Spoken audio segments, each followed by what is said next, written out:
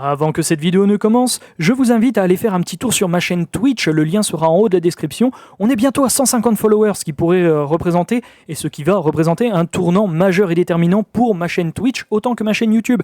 Donc merci à toutes celles et ceux qui prendront quelques petites secondes de leur temps pour aller mettre un petit follow. Merci beaucoup, gros cœur sur vous, et bonne vidéo bien sûr. Bonjour à toutes et à tous, ici TFT évidemment, j'espère que vous allez toutes et tous bien. Aujourd'hui nous nous retrouvons pour une nouvelle vidéo Scream 7 bien sûr. On va parler d'un thème principal qui sera décliné en 3 points durant cette vidéo. Le thème principal, c'est donc 2 grands points majeurs concernant l'IA.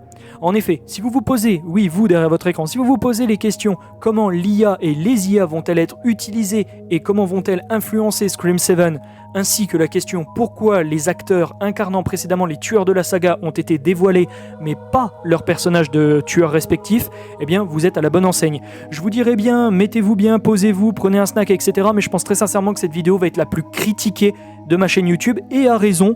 On va voir ça avec le 3e point, qui est d'ailleurs une sorte de pseudo-théorie. Donc, encore une fois, je vous fais une petite introduction pour bien resituer la chose, puisque visiblement, il y a des personnes qui s'octroient le droit de me dire que je parle trop durant mes introductions, mais je tiens à rappeler à ces personnes qu'il faut bien que je remette en contexte pour pas que, qu'il y ait des contresens ou qu'il y ait des propos qui soient complètement oubliés quelques 2 semaines après la sortie de mes vidéos. Je reprends donc pour contextualiser tout et que personne ne se perde.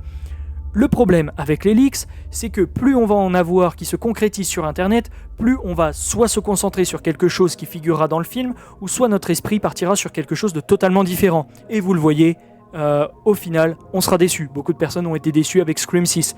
Note de moi dans mon script, malgré une introduction de Scream 6 qui était plus que convaincante et très rafraîchissante selon moi. Enfin bref, ici, inutile de dire que Scream 7, c'est le film, le terreau parfait pour ce genre de théories et autres idées. Vous l'avez bien remarqué au cours des précédentes semaines. Reprenons, donc du coup, pour que tout le monde ait les bonnes informations en tête. Je vais donc faire un petit résumé, histoire que tout le monde soit bien au courant de ce qui se passe. Je me répète dans mes notes, c'est insupportable.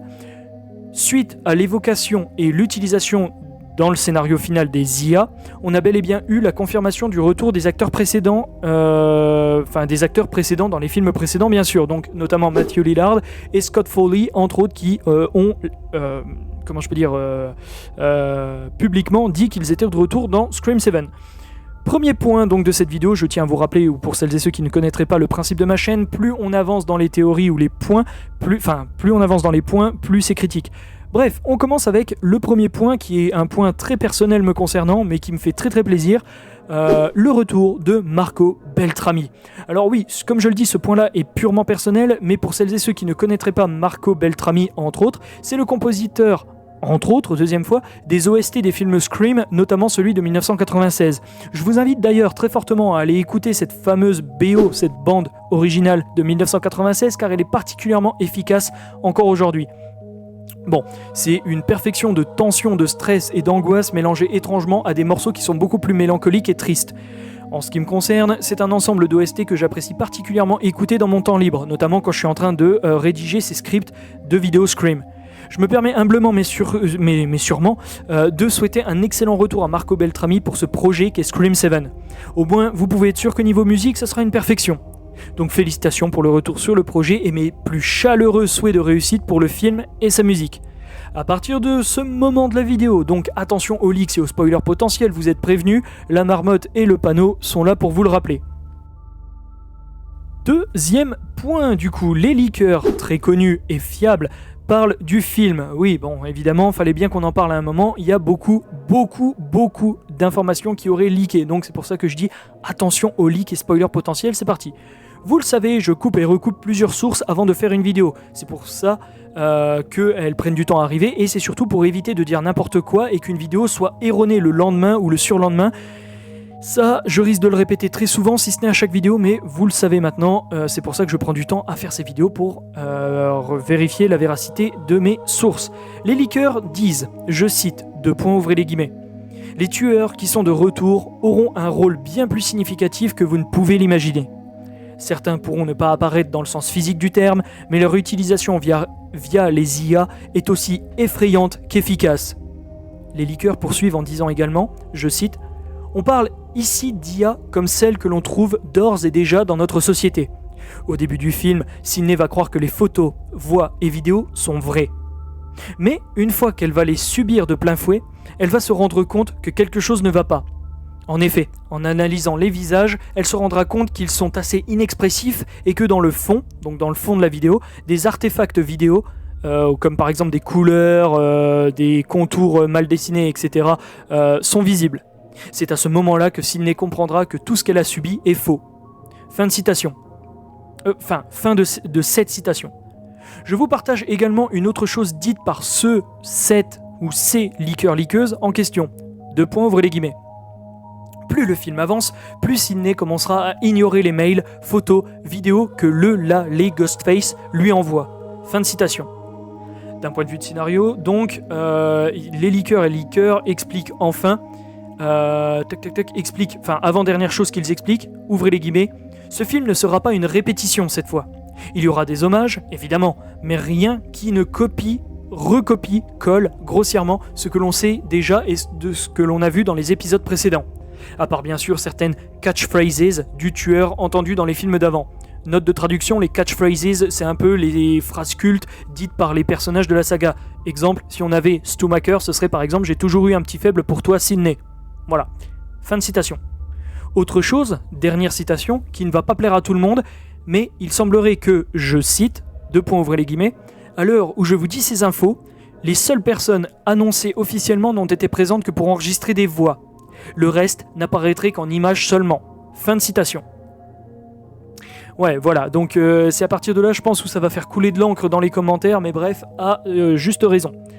Et enfin, le troisième point, attention, préparez-vous, on va parler de théorie. Ouh là là. C'est à partir de là généralement que je me fais écharper dans les commentaires, donc encore une fois je tiens à rappeler que si ce n'est pas respectueux et bienveillant, du moins bienveillant en mode ah je suis pas d'accord, machin, mais c'est surtout ouais théorie de merde, etc. Je vous jure que ça kick, je le dis tout de suite. Bref, troisième point de cette vidéo pour en finir, théorie, et je tiens à préciser que ici je ne fais que et uniquement que de l'exposition sur ma chaîne et que personnellement je ne me prononce pas sur la véracité de la chose. Pourtant, je me dois de vous partager souvent les théories, si celles-ci sont majeures, les théories qui sont en vogue sur internet à l'heure où je tourne bien évidemment cette vidéo. Rappelez-vous, la dernière fois j'avais fait une vidéo, il y a très longtemps j'avais fait une vidéo sur une sorte de masque LED, ou du moins un masque qui serait pas celui qu'on connaît, donc le masque blanc de Ghostface, et beaucoup de personnes avaient dit putain elle est complètement conne cette théorie, et la théorie avait disparu quelques heures, quelques jours, ne serait-ce que quelques jours après. Donc là, la théorie est la suivante, je cite, et encore une fois je me dédouane en disant que ce n'est pas moi qui la prononce. Le personnage joué par l'actrice Anna Camp, donc si j'ai bien tout restitué, qui est censé être la voisine et qui va devenir amie de Sydney, serait en réalité un faux nom de, et vous le voyez venir, Leslie Macker, qui serait soit la sœur, soit la cousine de Stu Macker.